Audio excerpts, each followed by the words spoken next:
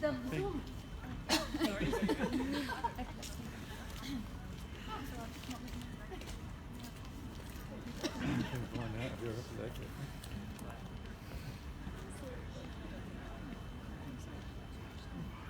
The show you're about to watch presents an artistic interpretation of real historic events. Names, characters, places, and incidents are all products of reality and are used to commemorate real people and occurrence. Any resemblance to actual events, locales, or persons, living or dead, is entirely intentional. The production is a result of hard work, great passion, and radical ideas. Dear spectators, welcome to the Gulbenkian. Everything started back in 1969. The last year of the decade was going to be a memorable one in humanity's history, making one small step for man, yet one giant leap for mankind. Neil Armstrong was going to be the first man to set foot on the moon. Coming down to Earth, a new music festival near New York City was going to mark the nucleus of a counterculture generation, supported by artists such as Jimi Hendrix, Janis Joplin, and The Who. Woodstock encapsulated 3 days of peace and music, which people would remember decades later. 1969 was a year of radical thinking, a turning point where people refused to be told what to do, how to act, or what to feel. It was a year of fighting for one's beliefs and rights, a year where love had to be felt and expressed freely.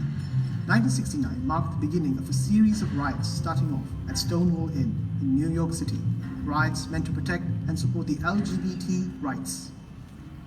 Music was making waves across the pond with the Beatles releasing their standout album, Abbey Road, marking a pinnacle point in the history of the band. That was the last time the four Beatles were together in a studio. In the meantime, in Canterbury, 1969 marked the creation of a hub for art and innovation. With the support of the Gulbenkian Foundation, the art centre with the same name started being projected on the campus of the University of Kent. The Gulbenkian was going to strike its public from the very first show. Controversial and daring, the exploding dream was the ideal beginning for a space where dangerous ideas would come to life. Making its way in newspapers and being followed by countless other shows, that was the start of a new generation of young people with radical ideas. Students got more and more involved in every aspect of the Gulbenkian, from attending shows to acting in them and making the sets and props. The new theatre was so loved by the public, no wonder signs were often up reading, "House Full." Making history on its own, the Gulbenkian was founded in the very proximity of the third railway ever to be built, known as the Crab and Winkle Line. It had been closed years before.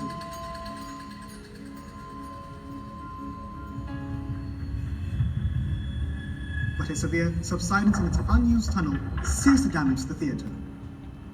The same decade brought challenges for the entire United Kingdom. With the troubled economy that affected unions, coal miners decided to go on strike. A measure that had to be taken following the strikes to reduce the electricity consumption was to limit the commercial use of electricity to only 3 consecutive days a week. The 70s also marked a groundbreaking moment in the evolution of communication. This was when Ray Tomlinson managed to send the first email ever. Riots, music, technology, the world was changing. People were eager to discover more, to experiment more, and to experience more. One of those new experiences people were so excited to try was the wonderful world of video games, and Pong was one of the first arcade games the public fell in love with. The 80s began with the launch of one of the most loved games of all time, Pac-Man. It had its own mascot, established the maze chase genre, and it appealed to female players more than any other games at the time. In a nutshell, Pac-Man revolutionized the history of video games. The revolution continued with the Game Boy, a handheld device that delighted everyone with games such as Super Mario, Pokemon, and of course, the unforgettable Tetris.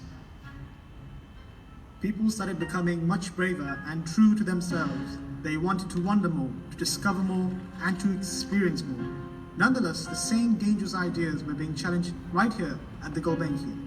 Ben, a flamboyant play that questioned mentalities and doctrines, was going to be the first one in a series of memorable shows the public would remember years later. The following decade set the tone for operas that would unfold intriguing stories from all over the world to their spectators, entertaining and enthralling them here at the Gulbenkian. People were becoming more united. This spirit built the foundation of the European Union. interconnectivity became real and accessible with the popularization of the World Wide Web. And so the internet was going to change the world forever. The early 2000s brought with them information, connectivity, and entertainment. As the world kept evolving, it became more progressive, and the Netherlands was going to set an amazing example when it became the first country in the world to legalize same-sex marriage. Connectivity quickly became the key word of the time. With the launch of the first iPhone and the popularization of texting, people could stay updated and communicate in no time. The same spirit of union took over the students at the University of Kent as well. And when the time arrived, they stood up for their beliefs together. In 2010, students would gather all over the country to make their voices heard as the university fees had been raised. But their voices also had to be heard in regard to what made students happy. And here at the Gulbenkian, that was art. This is how Art 31 emerged as an opportunity for young people to create and discover freely. And the promotion of arts was going to continue. In 2014, Gulbenkian was introducing the first edition of Boing, an international family festival that would steal everyone's heart. It all comes today. Undoubtedly, the past 50 years changed the humanity immensely. We discovered, we fought, we created, and we loved together, united. And today, we are all here in union. We are all here at the Gulbenkian.